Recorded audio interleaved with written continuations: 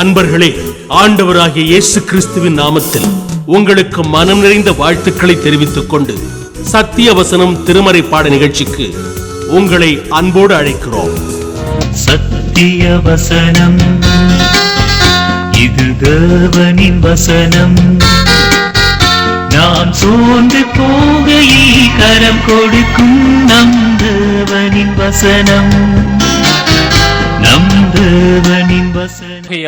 ஏற்ற காலத்திலே தேவன் உங்களை உயர்த்தும்படிக்கு அவருடைய பலத்த கைக்குள் அடங்கியிருங்கள்.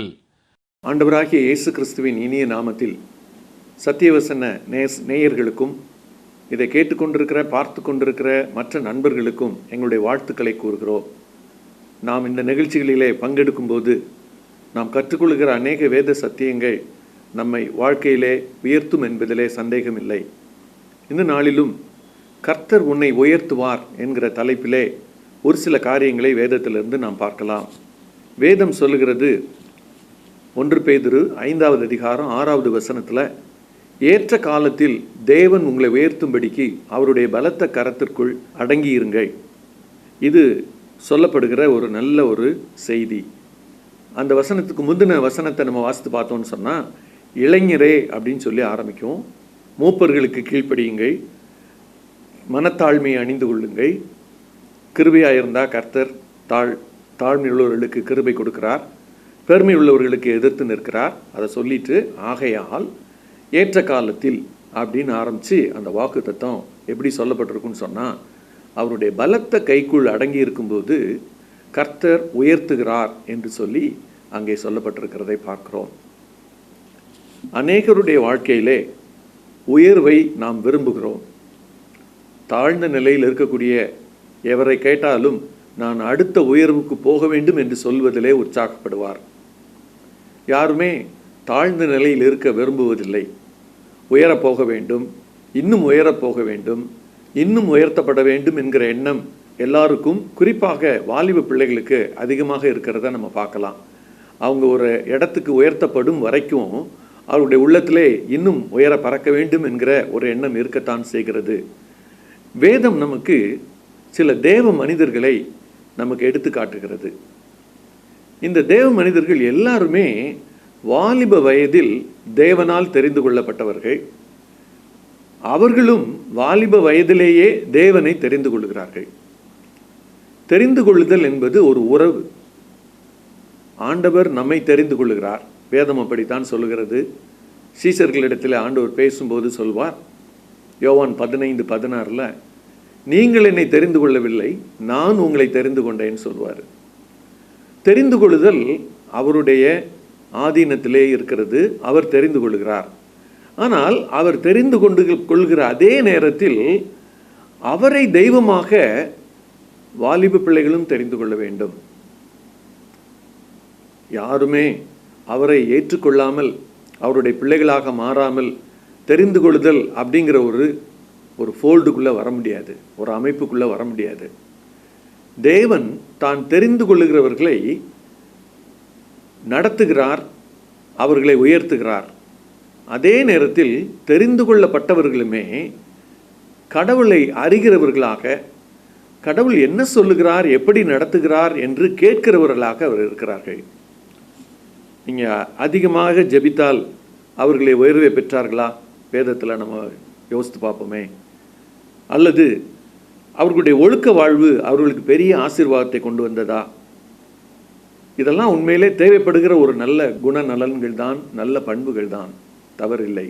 ஆனால் வேதம் அப்படிப்பட்ட நல்ல தேவ தாசர்களை ஆண்டவர் உயர்த்தும் போது அவர்களை தெரிந்து கொண்டு உயர்த்துகிறார்.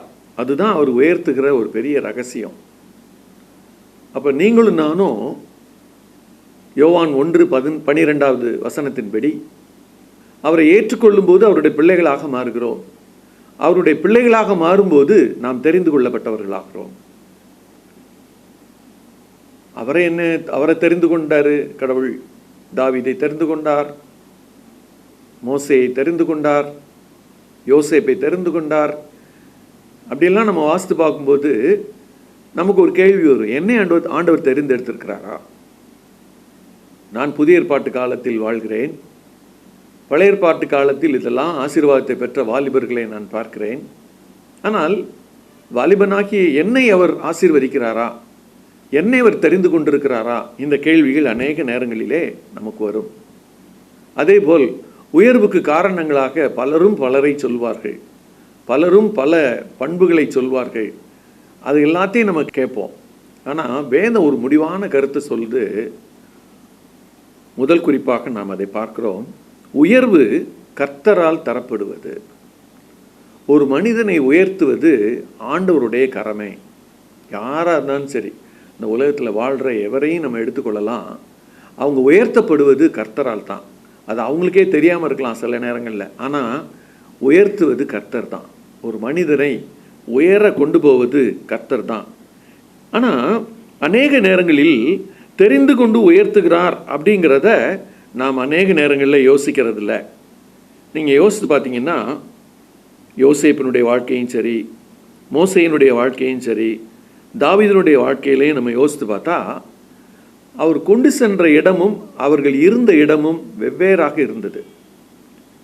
யோசேப்பை பார்த்தீங்கன்னா, அவர் அவங்க அப்பா அம்மாவோட வாழ்ந்து கொண்டிருப்பார். அங்கிருந்து அவரை எகிப்துக்கு கொண்டு போவார். ஏன்னா எகிப்துக்கு தான் ஆண்டவர் அதிபதியாக கொண்டு போக வேண்டும் என்பது ஆண்டவருடைய திட்டம்.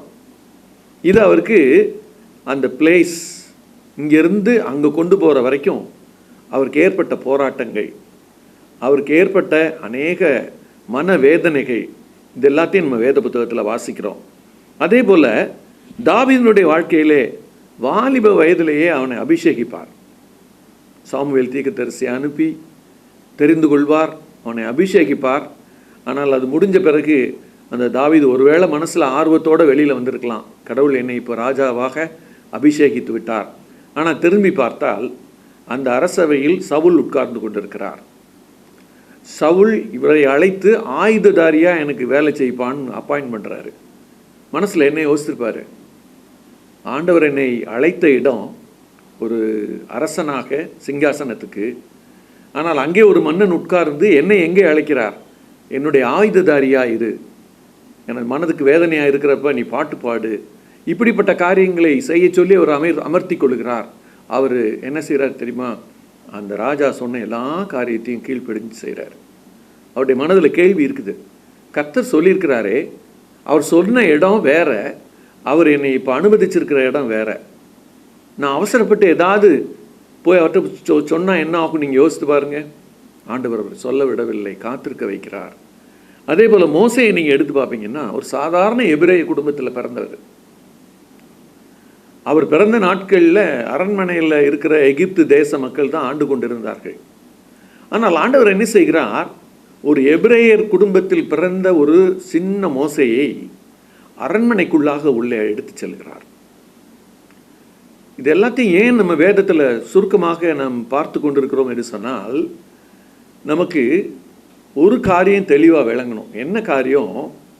கர்த்தர் யாரை தெரிந்து கொள்கிறாரோ அவர்களை இடம் மாற்றுகிறார். ஒரு இடத்துலேருந்து இன்னொரு இடத்துக்கு கொண்டு போகிறாரு, ஒரு சூழ்நிலையிலிருந்து இன்னொரு சூழ்நிலைக்கு கொண்டு போகிறாரு. கர்த்தர் வாக்கு பண்ணினதை அவர்கள் யாருமே உடனடியாக ரெடிமேடாக இன்னைக்கு சொல்லி நாளை கிடச்சிச்சின்ற மாதிரி யாருமே பெற்றுக்கொள்ளலை. மோசே தேவனுடைய ஊழியக்காரனாக அழைப்பு பெற்றவர்.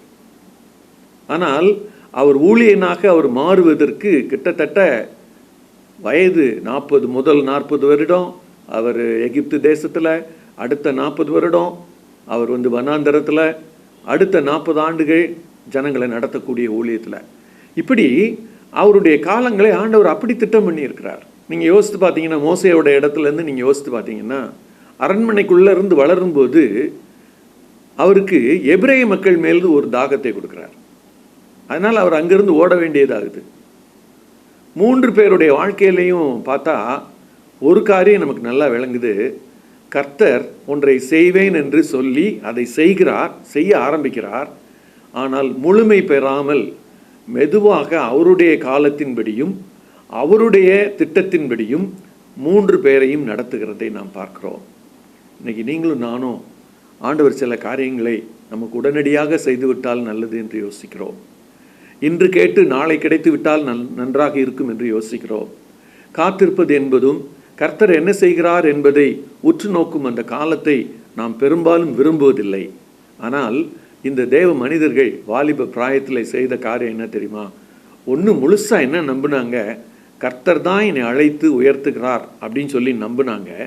ரெண்டாவது, அவங்க செய்த காரியம் என்ன அப்படின்னு சொன்னால், அந்த கர்த்தர் சொன்ன காரியம் நிறைவேறுகிற வரைக்கும் கர்த்தரை அவர்கள் என்ன செய்து கொண்டார்கள்? சார்ந்து கொண்டார்கள்.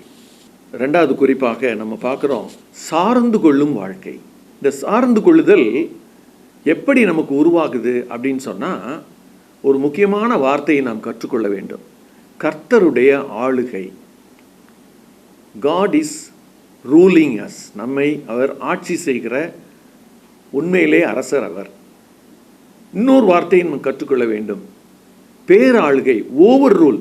அதாவது ஆற்றலுக்கு மேலே பேராற்றல் அப்படின்ற மாதிரி ஆளுகைக்கு மேலான ஆளுகை என்னன்னா பேராளுகை. இன்னொரு வார்த்தையில் சொன்னால் சாவனிட்டி அப்படின்னு சொல்லலாம். அப்போ கர்த்தர் ஆளுகை நம்ம மேலே செய்கிறார், அதுக்கு நம்ம இடம் கொடுக்கணும். என்னை ஆட்சி செய்வதற்கு யார் என்னுடைய மனதிலே இருக்கிறார்? அதுதான் முக்கியமான கேள்வி. வாலிப பிராயத்தில் என்னை வழி நடத்துவது என்னுடைய நண்பர்களா? வாலிப பிராயத்திலே என்னை வழி நடத்துவது என்னுடைய சுயமா? அல்லது எதுவுமே நோக்கம் இல்லாமல் அன்னன்னைக்கு என்னென்ன செய்யணுமோ அதை அப்பப்போ அப்படியே செய்துட்டு நோக்கமற்ற ஒரு வாழ்க்கையா? இதில் எதை வேணாலும் நம்ம தெரிந்தெடுத்து வாழலாம். ஆனால் கர்த்தரால் தெரிந்து கொள்ளப்பட்டவர்கள், கர்த்தரால் அழைக்கப்பட்டவர்கள் அப்படிங்கிற ஒரு ஸ்தானத்தில் நீங்களும் நானும் வாலிப பிள்ளைங்க இருப்போம்னு சொன்னால், கர்த்தர் என்ன செய்கிறார்னா அவருடைய ஆளுகையை உணர வைக்கிறார். நான் தான் உன்னை நடத்துகிறேன், நான் தான் உனக்கு எல்லா காரியங்களையும் செய்கிறேன். இந்த உணர்வை ஆண்டவர் அந்த வாலிப வயதிலே தர விரும்புகிறார். இந்த 3 பேருக்கும் அந்த உணர்வு இருந்துச்சு. நீங்கள் யோசித்து பார்த்தீங்கன்னா, யோசேப்பு சொப்பனம் காண்பார். வித்தியாசமான சொப்பனம். அரிக்கட்டுகள் எல்லாம் நிமிர்ந்திருக்கும், இவருடைய அரிக்கட்டுகள் மட்டும் நிமிர்ந்திருக்கும், மற்ற அரிக்கட்டுகள்லாம் தாழ்ந்திருக்கும். சூரியனும் சந்திரனும் மற்ற நட்சத்திரங்களும் 11 நட்சத்திரங்களும் வணங்கும். இதை அவர் சொல்லுவார், இதை நம்புவார், இதனாலே அவர் பாதிக்கப்படுவார் சொன்னதுனாலே. ஆனால் அவருடைய தனிப்பட்ட வாழ்க்கையை நீங்கள் பார்த்தீங்கன்னா, கர்த்தர் எனக்கு இந்த சொப்பனத்தை தந்திருக்கிறார், இதை நிறைவேற்றுவதற்காக என்ன அவர் செய்தாலும் சரி அவருடைய ஆளுகைக்கு என்னை நான் விட்டு கொடுக்குறேன். என்னை சகோதரர்கள் பகைக்கிறார்களா? கர்த்தரை தாண்டி அவங்க பகைச்சிட முடியாது. கொல்ல திட்டமிடுகிறார்களா? அவங்க அதை செய்ய முடியாது. எகிப்து தேசத்துக்கு அனுப்பப்படுகிறேன்னா ஒன்றுமே இல்லைன்னு யோசிக்க வேண்டிய அந்த காலகட்டத்தில் அவர் அமைதியாக, பரிசுத்தமாக, சரியாக அவர் இருக்கிறார். ஒரு நாள் வருகிறது, அவர் உயர்த்தப்படும் அந்த நேரமே வந்து விடுகிறது. ஆனால் அது வரைக்கும் அந்த ஆளுகையை அவர் என்ன செய்கிறார்? அனுமதிக்கிறார். அதே போல் மோசையும் அனுமதிக்கிறார். அவர் 40 வருஷம் சந்தோஷம் அரண்மனையில் வாழ்கிறார், நல்ல கலைகளையெல்லாம் கற்றுக்கொள்கிறார். நீங்கள் வேதத்தில் வாசித்து பார்த்தீங்கன்னு சொன்னால், அப்போஸ்தலரில் நம்ம வாசிக்கலாம், 7வது அதிகாரம் 22வது வசனத்தில் அங்கே கற்றுக்கொள்கிறார். எகிப்தியருடைய சகல ஞானத்தையும் சகல சாஸ்திரங்களையும் அவர் கற்றுக்கொள்கிறார். அப்போ கடவுள் என்ன செய்கிறார்னா, கடவுளுடைய ஆளுகை அவரை என்னெல்லாம் கற்றுக்கொண்டு கல்விமானாக்கணும், ஒரு நல்ல ஒரு கற்றுக்கொள்ளுகிற காரியங்களெல்லாம் அவருடைய செய்து முடிக்கணும்னு சொல்லி அங்கே வச்சிருக்கிறார். அதுதான் ஆளுகை. அதுக்கப்புறம் அங்கிருந்து தப்பி ஓடுகிறார். பாலைவனத்தில் அவர் என்ன செய்கிறாரு? ஒரு 40 ஆண்டுகள் இருக்கிறாரு. அங்கேயும் அந்த மாதிரி இருக்கிறாரு. பாலைவன அனுபவம் அவருக்கு தேவைப்படுகிறது. பாலைவன அனுபவம் பின்னால் இஸ்ரவேல் மக்களை அனுப்புறதுக்கு, வழி நடத்துவதற்கு தேவைப்படுகிறது. அதனால் அவர் என்ன செய்கிறாரு? கர்த்தர் அந்த ஆளுகையில் ஒரு காரியம் நம்ம பார்க்கணும், புரியாது. ஏன் ஆண்டவர் இப்படி செய்கிறாரு?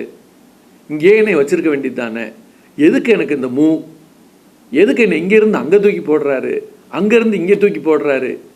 இந்த காரியங்களை பார்க்கும்போது அவர்கள் எல்லாரும் மனதில் என்ன வைத்திருந்தார்கள்? கர்த்தருடைய ஆளுகும் கரம் என்னுடைய வாழ்க்கையில் இருக்கிறது. நான் என்ன செய்வேன்? அவர் என்னை ஆளுகை செய்கிற தேவனாக நான் அறிவேன், ஆளுகை செய்கிற தேவனாக நான் அவரை நம்புவேன். இப்படிப்பட்ட ஒரு நல்ல நம்பிக்கையை அவர்கள் வைத்திருந்தார்கள். பொதுவாக வாலிப பிள்ளைகள் தங்களுடைய வாழ்க்கையில் பல கேள்விகள் வைத்திருப்பார்கள். அந்த கேள்விகளிலே முக்கியமான 2 கேள்வி, எல்லாருக்கும் ஒன்று நடக்குது, ஆனால் எனக்கு மட்டும் ஒன்றும் நடக்க மாட்டேங்குதே, அல்லது எல்லாரும் இப்படி நல்லா இருக்கிறாங்க, நான் மட்டும் அந்த நிலைமைக்கு உடனே வர முடியவில்லையே, இப்படி கேள்விகள் அவங்களுக்கு இருக்கும். ஆனால் வேதம் என்ன சொல்லுகிறது? கண்டிப்பாக கர்த்தர் தெரிந்து கொள்கிறவர்களை, கர்த்தர் அழைத்த பிள்ளைகளை அவர் ஆசீர்வதிப்பார். ஆனால் அதுக்கு அவங்க என்ன விலக்கரையும் கொடுக்கணும் அப்படின்னு சொன்னால் வேற ஒன்றும் இல்லை. அவர் அதை செய்கிற வரைக்கும் அவர் மேலே உள்ள நம்பிக்கையை மாற்றக்கூடாது. அவர் அதை செய்து முடிக்கிற வரைக்கும் அவரை சார்ந்து கொள்றதுலேருந்து விட்டு விலகக்கூடாது. இதை நம்ம செஞ்சோம் அப்படின்னு சொன்னால் அவர் நம்மை குறித்து என்ன நினைத்திருக்கிறாரோ அதை சரியாக அவர் செய்வார். 3வது, சில நல்ல பண்புகள் இந்த தேவ மனிதர்களிடத்துல இருந்தது. ஒன்று, கர்த்தரை நல்லா அறிஞ்சிருந்தாங்க. கர்த்தர் சொப்பனத்தில் பேசினாலும் அவங்க நம்பினாங்க. ஒரு தீர்க்கதரிசி மூலமாக நீ தான் அரசன் சொல்லி அபிஷேகம் பண்ணினாலும் நம்பினாங்க.